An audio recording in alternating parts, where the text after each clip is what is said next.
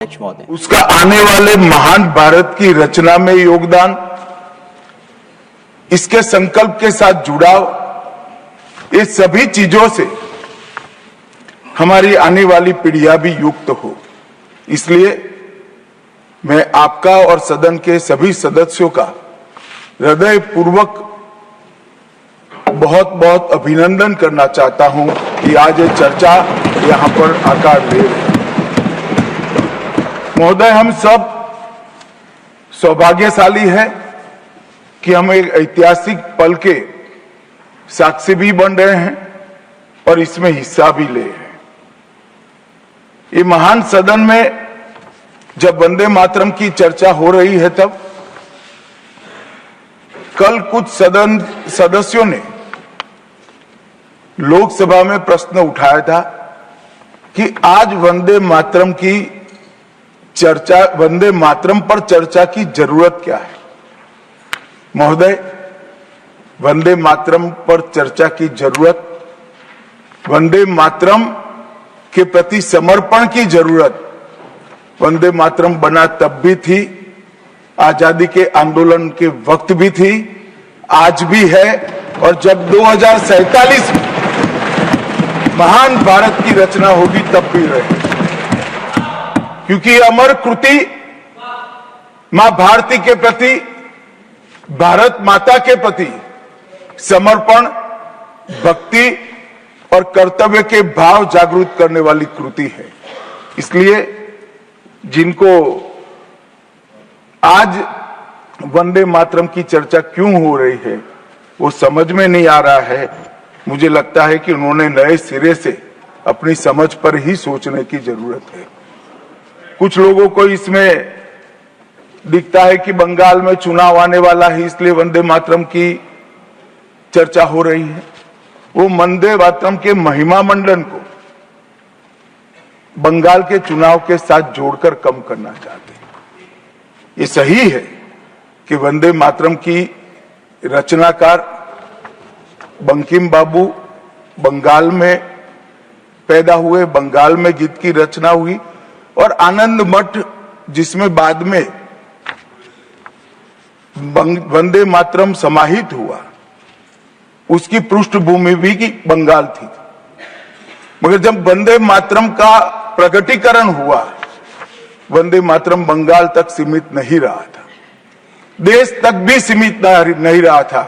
दुनिया भर में जहां पर आजादी के दीवाने थे वो गुप्त बैठक भी करते थे तो पहले वंदे मातरम का गान कर बैठक की शुरुआत। और आज भी सरहद पर हमारा जवान जब अपना सर्वोच्च बलिदान देता है, ये आंतरिक सुरक्षा के लिए देश के पुलिस का जवान सर्वोच्च बलिदान देता है, तो जब वो अपने प्राण त्यागता है, इसके मुंह पर एक ही मंत्र होता है, वो वंदे मातरम। मान्यवर, ये वंदे मातरम का गान, वंदे मातरम का गीत, ये भारत। पहला सवाल यही है कि रिफॉर्म का मतलब क्या होता है। जब कोई चीज अपने मूल रूप स्वरूप में होती है तो उसे फॉर्म कहते हैं। जो वो मूल फॉर्म को खो बैठती है तो डिफॉर्म हो जाती है, और फिर उसी मूल फॉर्म में ले जाने का जो प्रयास होता है वो रिफॉर्म कहलाया जाता है। अध्यक्ष महोदय, सवाल ये भी है कि रिफॉर्म की जरूरत क्यों पड़ी, हमारी चुनावी प्रक्रिया खराब क्यों हुई, उसे खराब किसने किया। किसी भी चीज के खराब होने के दो कारण होते हैं। एक ये कि उसे बाहरी लोगों ने खराब किया, और एक ये कि उसके अंदर से ही किसी ने खराब किया या किसी ने अपने स्वार्थ के लिए करवाया। तो अध्यक्ष महोदय, आज ये अजीब हालत है कि बाहर से ज्यादा चुनावी प्रक्रिया अंदर से खराब हुई है। और ये उदाहरण इसलिए मैं देना चाहता था बाई इलेक्शंस के और लोकसभा के इलेक्शन का, क्योंकि जिस तरह की शिकायतें की गई थी अध्यक्ष महोदय, एक भी शिकायत पे कार्रवाई नहीं हुई। एक और मैं उदाहरण देना चाहता हूं, फरक्काबाद का चुनाव लोकसभा का, हालांकि और लोकसभा के चुनाव को मैं नहीं कहूंगा, लेकिन फर्रुखाबाद का लोकसभा का चुनाव जो पिछली बार 2024 में बड़े करीब से मैंने देखा, वहां के जिलाधिकारी, वहां का पुलिस का प्रशासन पूरे दिन लाठी चलाता रहा और कभी लाइट जाती थी, कभी लाइट आती थी। जब हम लोगों ने जानकारी करने की कोशिश की कि आखिरकार क्यों हो रहा है, तो पता लगा कि उन्हें रिजल्ट बदलना है। तो उत्तर प्रदेश का इस तरह एक रिजल्ट नहीं बदला गया, कई जगह रिजल्ट बदला गया। हम इलेक्शन कमीशन के सामने खड़े रह गए कि इलेक्शन कमीशन को बताते रहे कि धांधली हो रही है, लेकिन इलेक्शन कमीशन ने कोई सुनवाई नहीं की। ये केवल लोकसभा में नहीं, मैं फिर लौट करके आता हूं, जितने भी बाई इलेक्शन हुए हैं वहां पर वोट चोरी अध्यक्ष नहीं हुई, वोट डकैती हुई है। और मैं फिर कहता हूं, जहां जहां आप लोग जीते हो बाई इलेक्शन में, अभी 27 भी आने वाला है, अगर एक भी लोग वो जो विधानसभा आप जीत करके दिखा देना, मैं on the floor of house कह रहा हूं अध्यक्ष महोदय, अगर निष्पक्ष चुनाव होगा तो एक भी भारतीय जनता पार्टी वहां पर सीट नहीं जीतने वाली है। दूसरा कि जो समय समय पर पैसा आ जाता है अकाउंट में, ये लोकतंत्र को सबसे ज्यादा कमजोर कर रहा है। 10,000 बिहार में बांट दिए। अभी सुना है कि बहुत सारी महिलाओं ने कई जिलों में आंदोलन किया है, वो 10,000 के वादे से मुकर रहे हैं लोग।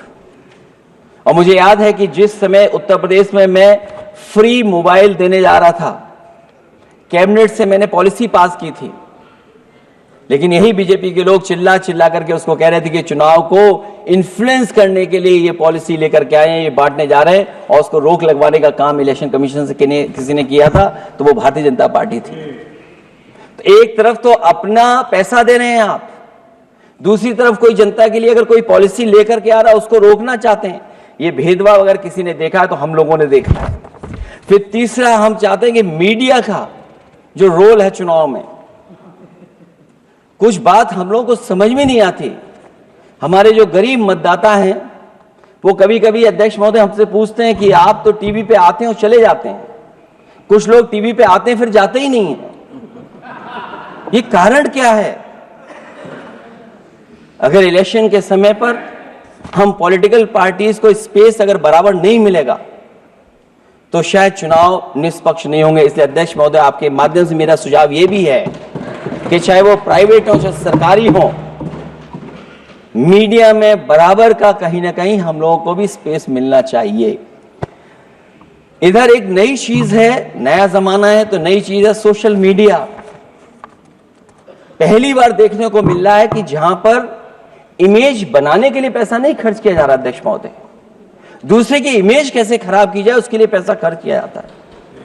जो नकारात्मक जितना कैंपेन है, मैं अध्यक्ष महोदय दावे के साथ कह सकता हूं, हमारे पास कोई एजेंसी नहीं है, कोई सोशल मीडिया टीम नहीं है जो हम नेगेटिव कैंपेन रन कराते हो, लेकिन भारतीय जनता पार्टी के पास हजारों ऐसे लोग हैं और हजारों करोड़ रुपए इस बात के लिए खर्च करते हैं कि नेगेटिव कैंपेन कैसे रन किया जाए। और जितना जितना चुनाव करीब आता है उतना सोशल मीडिया से लेकर के हर प्लेटफॉर्म पर नेगेटिव कैंपेन अगर कोई कर रहा है तो वो कर रहा है भारतीय जनता पार्टी के लोग। इलेक्टोरल बॉन्ड की तो बात हम इसलिए नहीं करना चाहते हैं क्योंकि हमें तो मिला ही नहीं कुछ।